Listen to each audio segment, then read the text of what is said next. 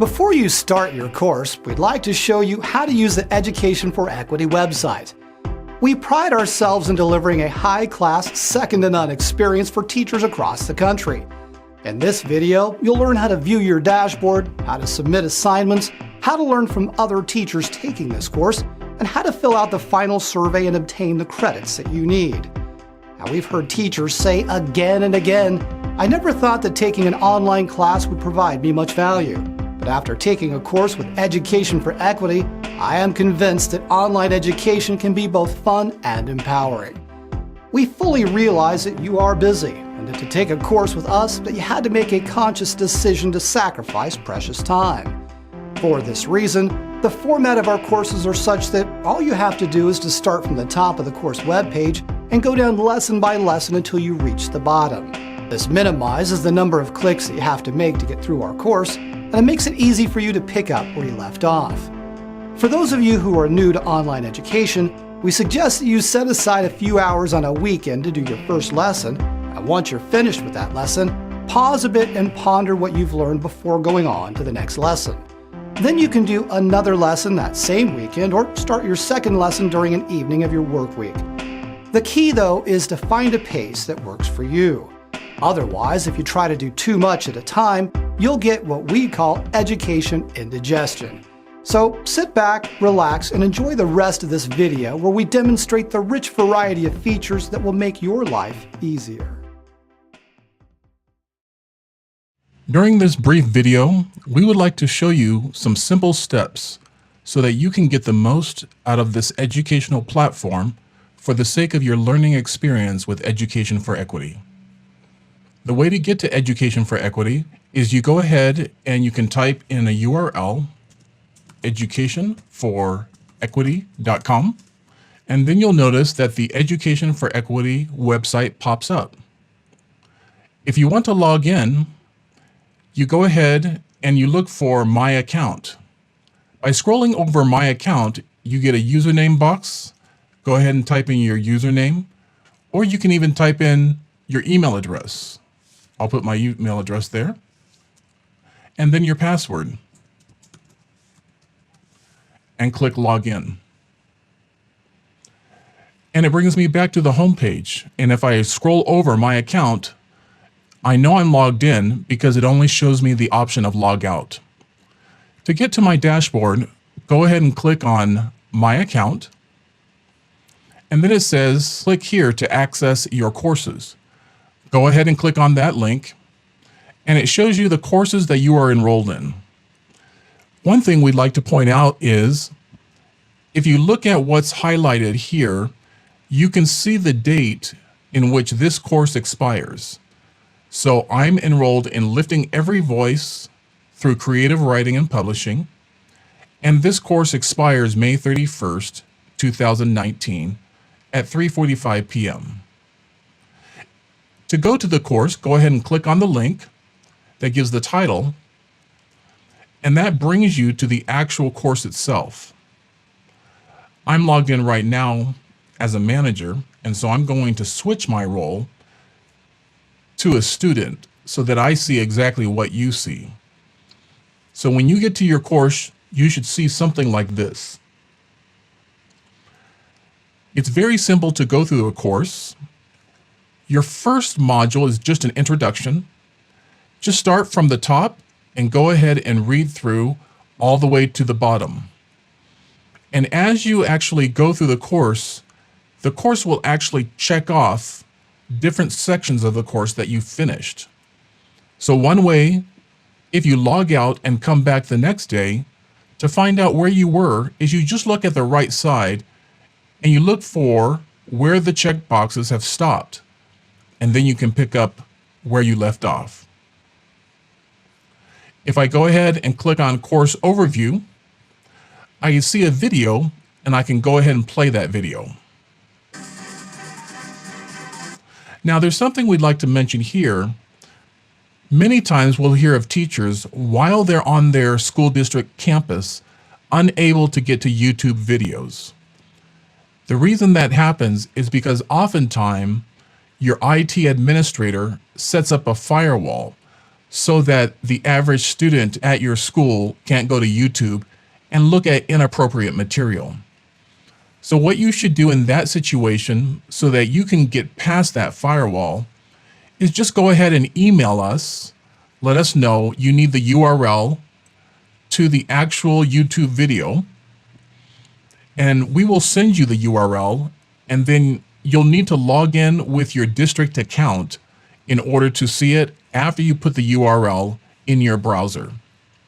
If that doesn't work, go ahead and talk to your IT administrator, or what you can do is you can wait until you get home where there's no more firewall so that you can finish the course from the comfort of your home. After you look at the videos, go ahead and keep scrolling down and reading. And when you get to the very bottom, you'll notice there's two ways to get to the next section. You can either click on Jump to Procedures and Grading, or what I usually do is I just look to the right here and I just click on Procedures and Grading. That brings me to the next page. Again, I can go ahead and go down.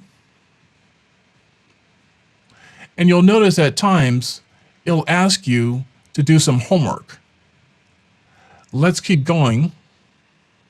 Clicking on Tracking Worksheet. This is important because you'll be in different districts that have different requirements. And so when you get to Tracking Worksheet, go ahead and click on here. And this will go ahead and bring you a Microsoft Word document. And be sure to fill out the information that's at the top. So your name, put in your district, put in the course name, and put in the date that you complete things. And as you're going through, go ahead and log the time that it takes you to finish each section. So the introduction, that may take you only 30 minutes. Maybe there's no activities or assignments. So what you can do is just put 0.5 hours at the end here. Maybe session 1 or module 1, it takes you 1.5 hours, and there's an assignment that takes you 1 hour. Then you just go ahead and add across, and this would be 2.5. Then by the time you get to the very bottom, you'll add up everything in the right column and then put in the total. That total should at least be what your district requires or greater. And so if you don't know how many hours a 3-credit course should take for your particular district, just email us at educationforequity@gmail.com and we'll help you with that. The next section, it says plagiarism tutorial. This is what things will look like after you have submitted things. This is attempt 1. I submitted it for grading. It lets me know the date when I submitted things. And for this particular assignment, all I needed to do was type in, yes, I agree not to plagiarize. Once that happens, I just go on to the next module. But at some point in time, my instructor will reply to this particular feedback and say, thank you for completing this activity, George. Welcome to the course. So let's keep going. It says session 1. It gives some information here. I continue to read. And then I go all the way down to the bottom.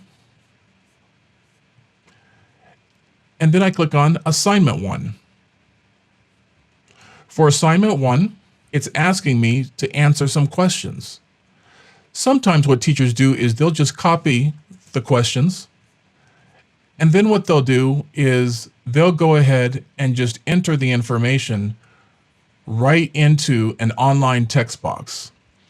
Because I've already submitted information here, you'll notice that the question is placed here, and then I answered the question. And then after that, I went ahead and clicked on submit. My teacher, her name is Gracie Gonzalez, she went ahead and replied, and I can see what my grade is here. Always give your instructor between 48 to 72 hours to finish grading. You'll notice here it says discussion forum. This is actually quite easy.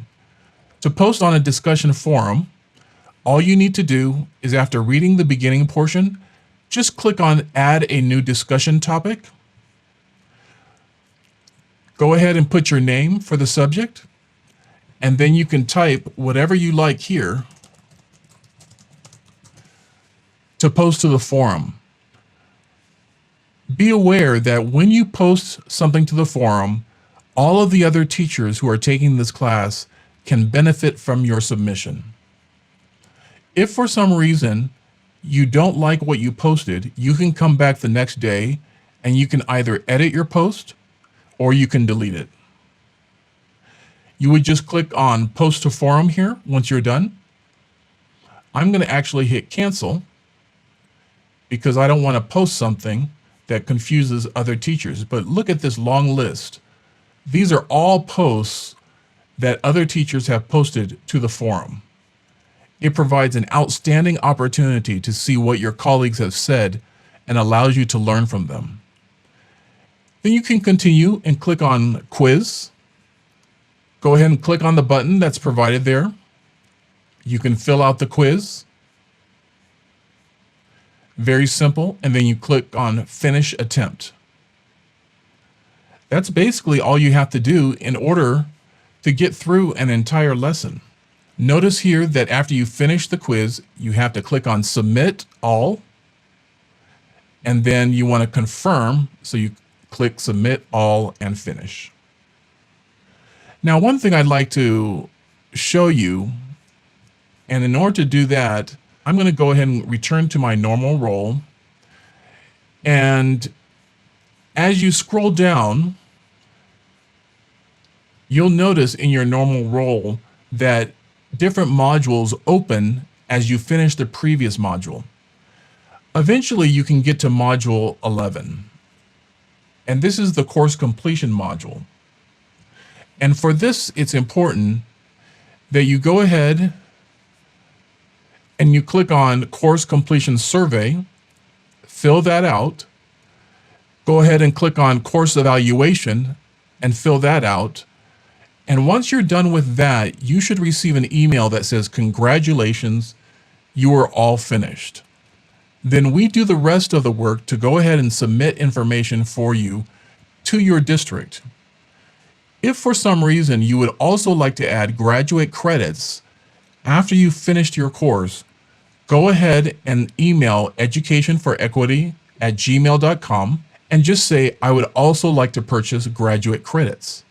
That allows you, once you get your graduate credits, you can move from city to city, state to state, between districts, and still hold on to the credit value for taking this course. And that's why a lot of teachers add graduate credits either at the very beginning when they purchase or at the end after they've finished a course. With that, we've covered all the critical items that you need to finish a course. And if you have any questions, again, email educationforequity@gmail.com. Thank you so much.